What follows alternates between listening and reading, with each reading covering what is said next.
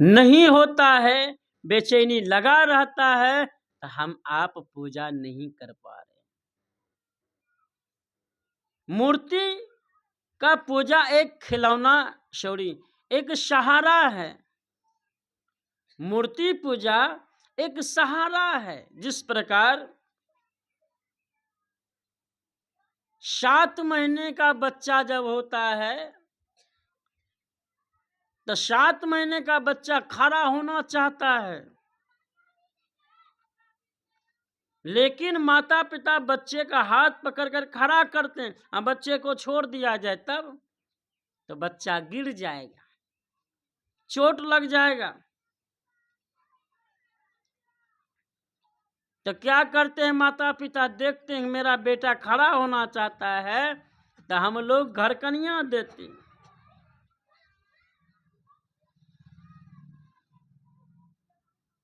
कोई कोई माता पिता के पास जब व्यवस्था नहीं रहता है, टट्टी पकड़ा देता है, पकड़ के खड़ा रहो, यहाँ खड़ा रहते रहते अभ्यास हो जाता है। घर कन्या घर खाते अभ्यास हो जाता है, और सब दिन घर कन्या घर कैबे करते हैं। माता पिता देख लेता है बच्चा अब घर कन्या घर का कर चल फिर लेता है, अब घर कन्या की जरूरत नहीं है, चल फिर लेता है तो घर कन्या छोड़ देते हैं। लेकिन आज तक बचपन से हम लोगों ने जो किया है वो भी आज तक अब तक करिए रहे। अंतर क्या मिला? तो संत महापुरुष कहते हैं सहारा को हमने सर्वस्व मान लिया है। सहारा को सर्वस्व मान लिया है। हनुमान जी से पूछा, हनुमान जी ने पूछा एक महात्मा से, एक महात्मन मेरे पास एक आशंका है, आप मेरे शंका का समाधान करें। तो महात्मा जी ने पूछा बताओ हनुमान क्या शंका है? कहा भगवान जब महात्मा के मनुष्य के पास सब कुछ रहता है फिर दूसरों के सामने हाथ क्यों फैलाता है? जब महात्मा ऋषि मुनि के सब कुछ अंदर में है, बाहर खोजने की जरूरत नहीं है, फिर भी बाहर खोजता, इसका वजह कारण? तो महात्मा जी कहते हे हनुमान, एक सूरदास है,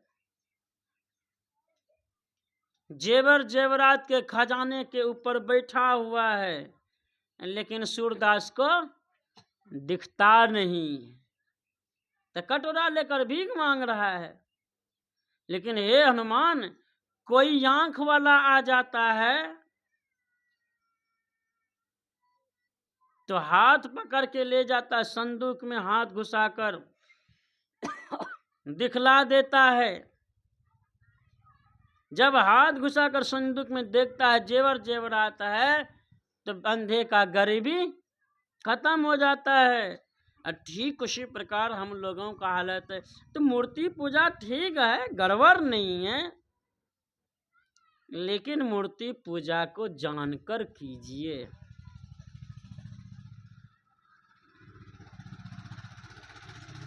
जब तक आप मूर्ति पूजा जानकर नहीं करेंगे तब तक हमारा आपका काम नहीं। सहरसा जिला में सत्संग हो रहा था,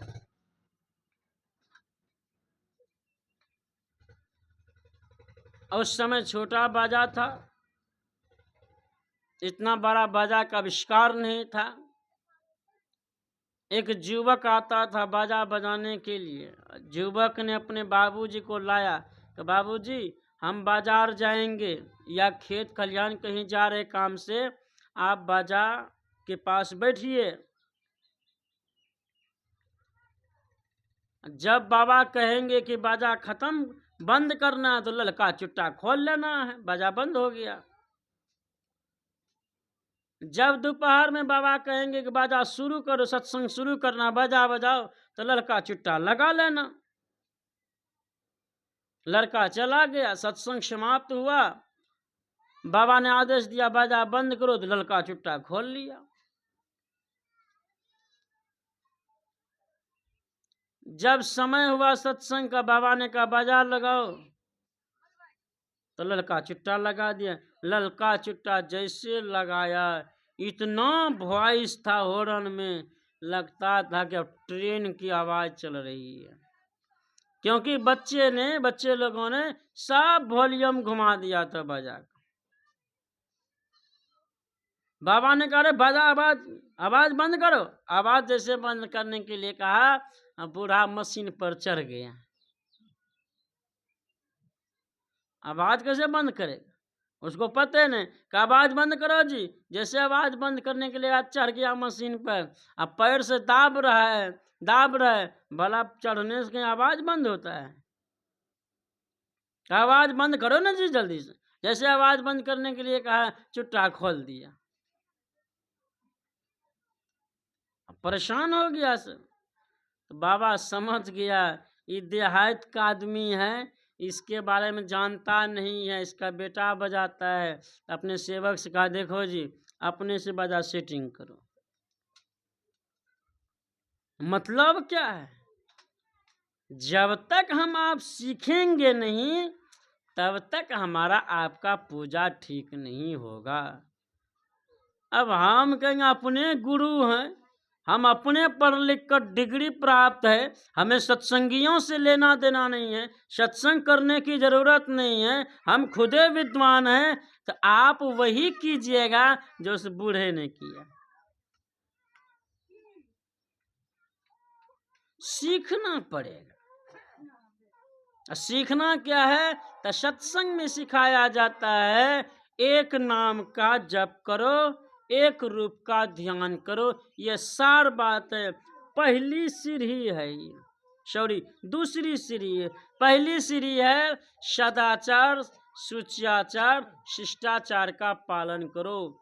ये तीनों पालन जब हो जाएगा, ये पहली सीढ़ी है। दूसरी सीढ़ी क्या है, एक नाम का जप करो, एक रूप का ध्यान करो।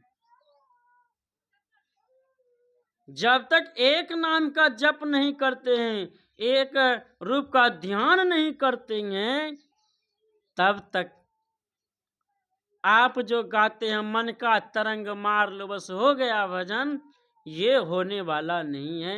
ये कब होगा, जब एक रूप का ध्यान होगा, एक नाम का जप होगा। लेकिन दोनों में श्रद्धा होनी चाहिए। दोनों में श्रद्धा होनी चाहिए। श्रद्धा कैसा, कोई आया भटका कर चल दिया, श्रद्धा खत्म। कोई आया कुछ बोल दिया, उसी के पीछे चल दिए। एक सत्संगी से पूछा, यत्ता दिन जे सत्संग कर लो की मिल के कहाँ कुछ झलके, अनहरिये झलकै छै। कहलकै अनहरिये झलकै, कहलकै तब कहलकै हमरा साथ हम चल, देखियो हम तुरते तोरा शक्ति दे दूँ, चमत्कार देखा लगबो। कहलकै अपना साथ हम जेबे चमत्कार देखी लेबे। कहलकै हाँ एकदम देखेबे। कहलकै चलो हमरा साथ में। रात के 12 बजे लगले एकांत स्थान में, ऊ अनहरिया रात। कहलकै हे डंटा हाथों में पकड़, पुल्ली आवाज लगाव। हाथों में पुल्ली दलकै, जने आवाज लगेलकै त एक जरा पहुँचले। आ एक जरा पहुँचले, केकरो मुंडी ठीक नहीं छै, केकरो टांग ठीक नहीं छै, केकरो देह टेढ़ छै, केकरो नाके गायब छै, आ शरीर में एक कौटक मांस नहीं छै, नस नहीं छै, खून चमड़ा नहीं छै। बुझी गेलो होबे, समझी न गेलिए।